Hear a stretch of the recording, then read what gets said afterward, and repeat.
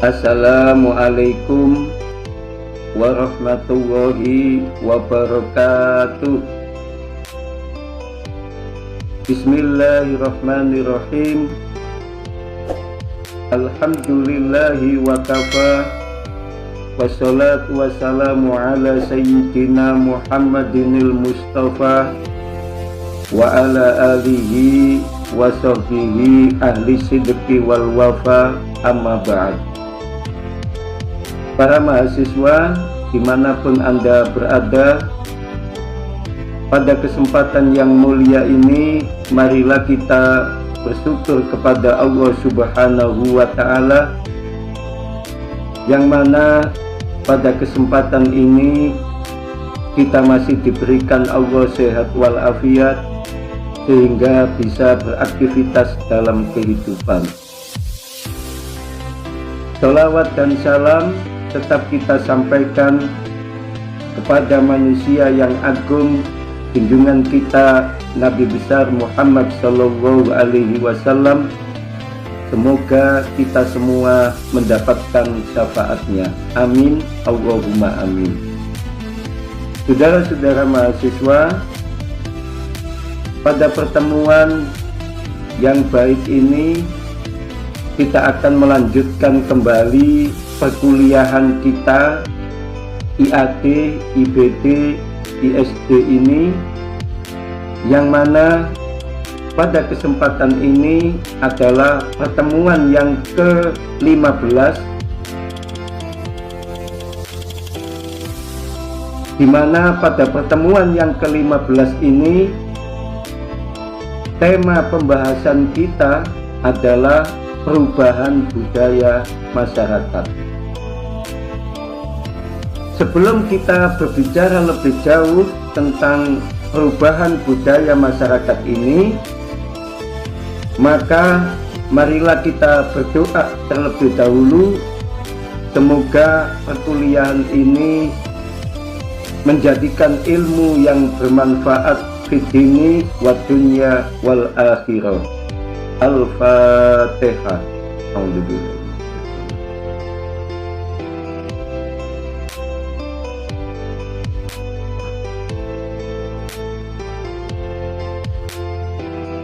Waladhdallin. Amin, amin, amin, Allahumma amin. Para mahasiswa dimanapun Anda berada, pertemuan yang ke-15 ini pembahasan kita adalah perubahan budaya masyarakat. Pada pertemuan yang ke-15 ini diharapkan para mahasiswa bisa mengetahui teori-teori mengenai masyarakat berkembang seiring dengan perkembangan masyarakat, yang mana dari waktu ke waktu teori-teori itu mengalami perkembangan dan perubahan, bahkan ada yang turut tenggelam bersama dengan bertumbuhnya teori baru. Dalam konteks itu, kita tidak bisa menyangkali bahwa perubahan-perubahan teori mengenai masyarakat itu terjadi di dalam suatu masyarakat yang dinamis dengan daya mobile yang tinggi.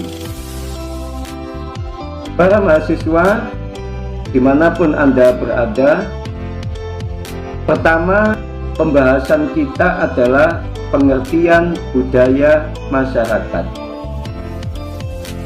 Secara umum, masyarakat diartikan sebagai kumpulan individu yang menetap dalam suatu wilayah yang diikat oleh norma, aturan, dan budaya tertentu.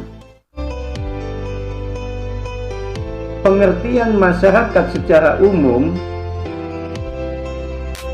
apabila dicermati, maka terdapat beberapa unsur yang ada di dalam masyarakat tersebut. Apa saja unsur yang ada dalam masyarakat itu?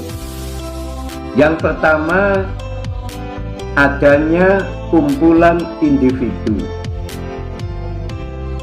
Yang kedua, adanya wilayah yang membatasi. Dan yang ketiga, adanya norma, aturan, dan budaya tertentu.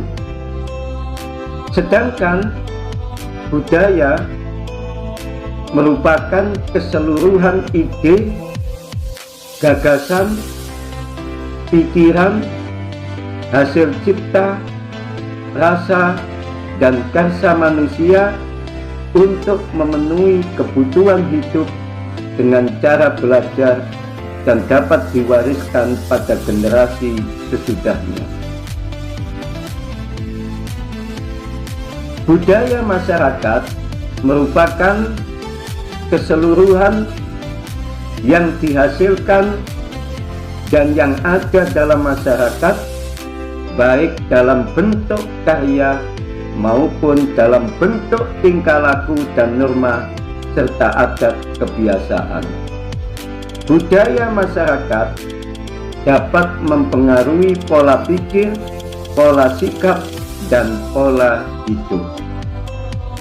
Saudara-saudara mahasiswa, selanjutnya kita akan membahas tentang faktor-faktor yang menyebabkan perbedaan budaya masyarakat. Yang pertama, keadaan alam atau geografis. Manusia dan alam mempunyai hubungan yang sangat erat. Keduanya membentuk sebuah sistem, artinya menjadi satu kesatuan yang saling mempengaruhi. Keadaan alam bisa mempengaruhi sifat dan perilaku manusia, demikian juga sebaliknya. Keadaan manusia bisa mempengaruhi keseimbangan alam. Yang kedua, keadaan agama. Manusia diciptakan Allah Subhanahu wa Ta'ala sebagai makhluk religius. Artinya, pada diri manusia terdapat keyakinan akan adanya zat yang maha kuasa. Dalam kaitannya dengan berbudaya, saudara-saudara, agama memberi pedoman kepada masing-masing individu di dalam masyarakat bagaimana berbudaya yang sesuai dengan tuntunan agama.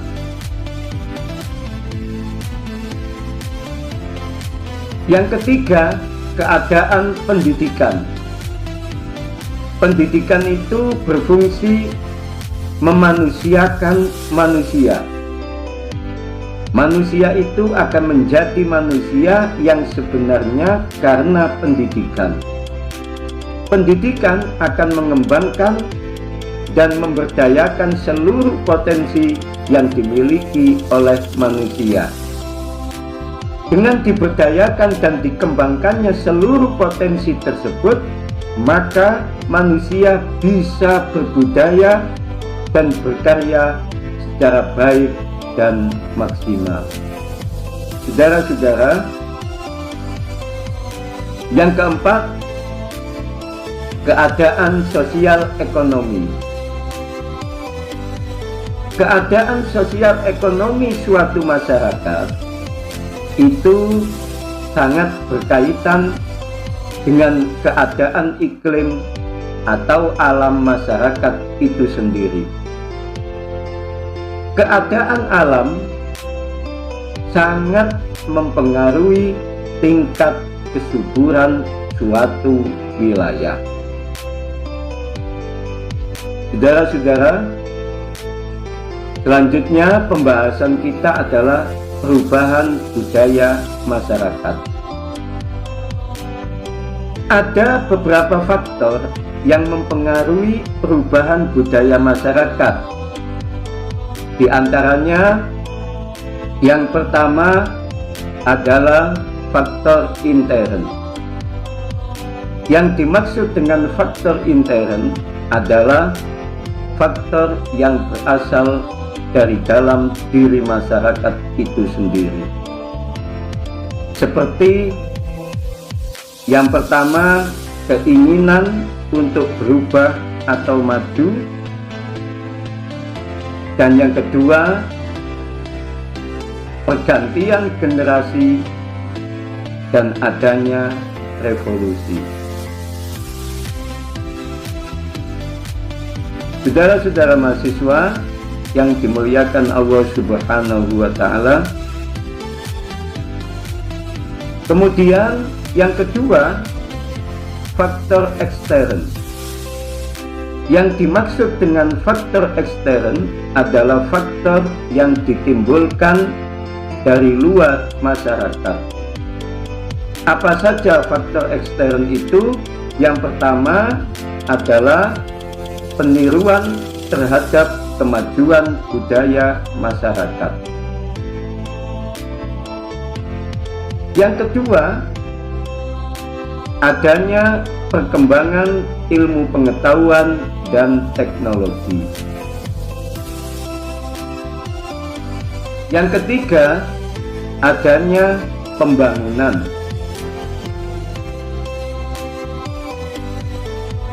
Yang keempat, adanya urbanisasi. Saudara-saudara mahasiswa, selanjutnya pembahasan kita adalah peradaban, agama, dan masyarakat. Sebagai pengantar, teori-teori mengenai masyarakat berkembang seiring dengan perkembangan masyarakat. Dari waktu ke waktu, teori tentang masyarakat mengalami perkembangan dan perubahan, bahkan ada yang turut tenggelam bersama dengan bertumbuhnya teori baru. Dalam konteks itu, kita tidak bisa menyangkali bahwa perubahan-perubahan teori mengenai masyarakat itu terjadi di dalam suatu masyarakat yang dinamis dengan daya mobile yang tinggi.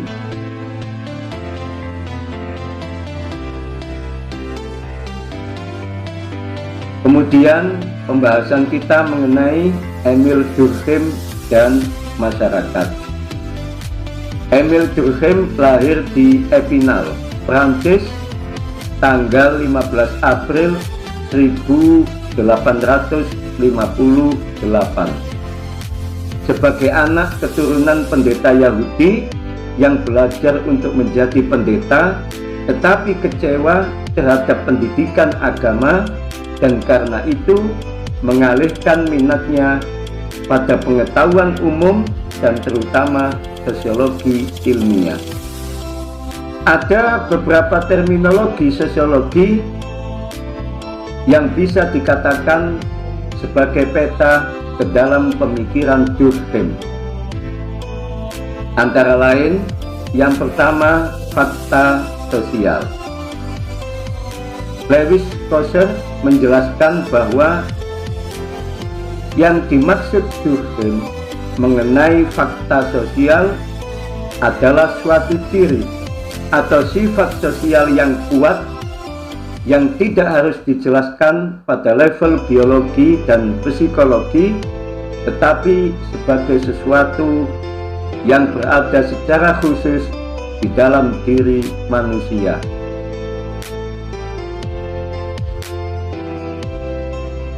Yang kedua, sui generis.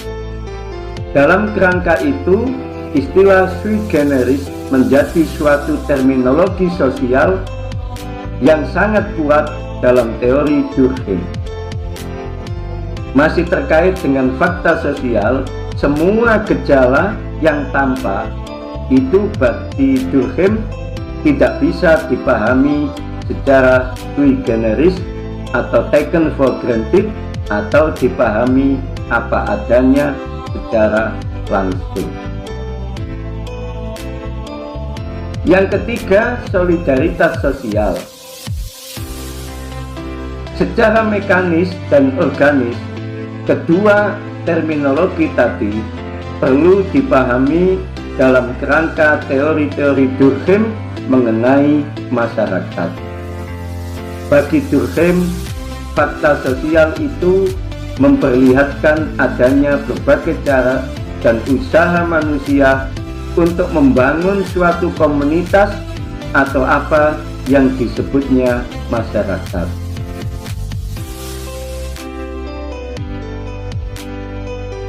Yang keempat, totemisme.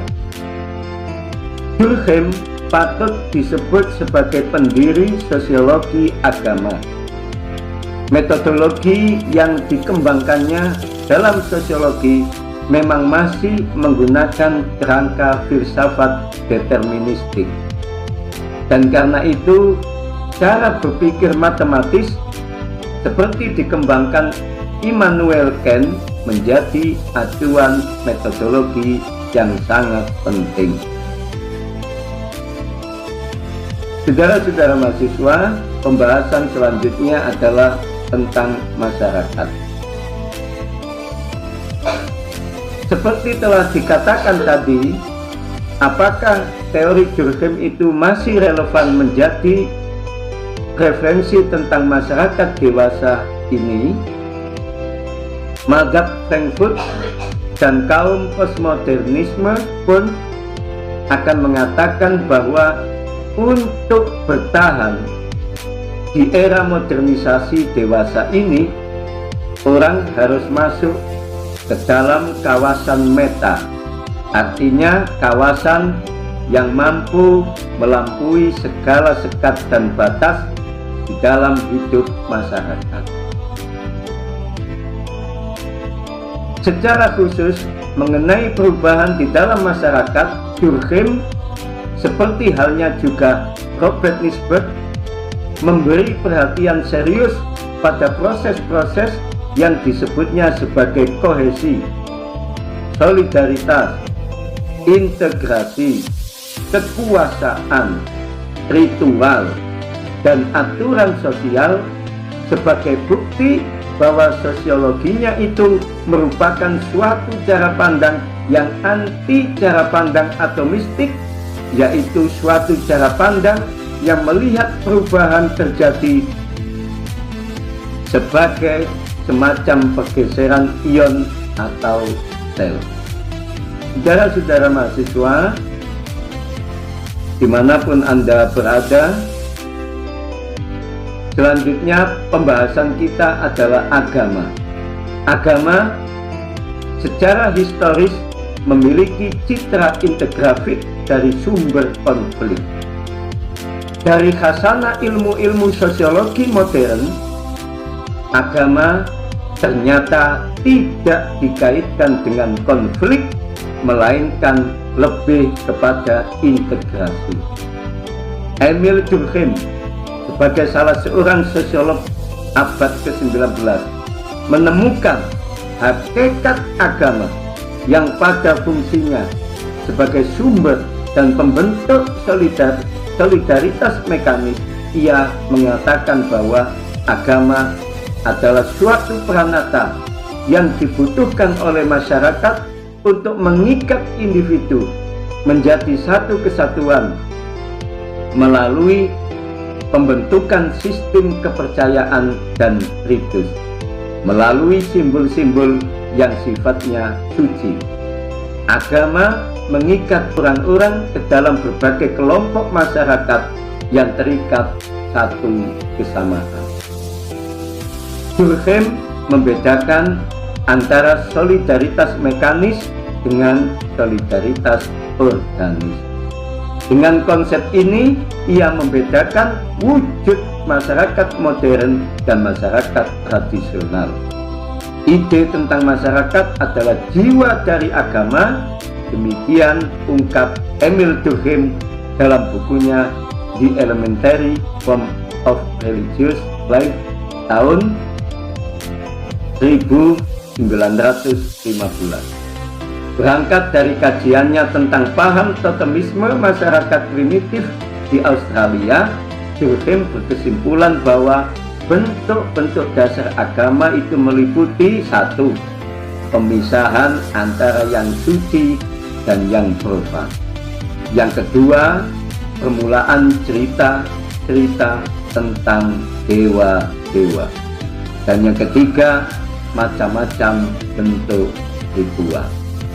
Saudara-saudara mahasiswa, dimanapun Anda berada, demikianlah perkuliahan kita pada pertemuan yang ke-15 pada mata kuliah IAD, IBD, ISD dengan tema perubahan budaya masyarakat.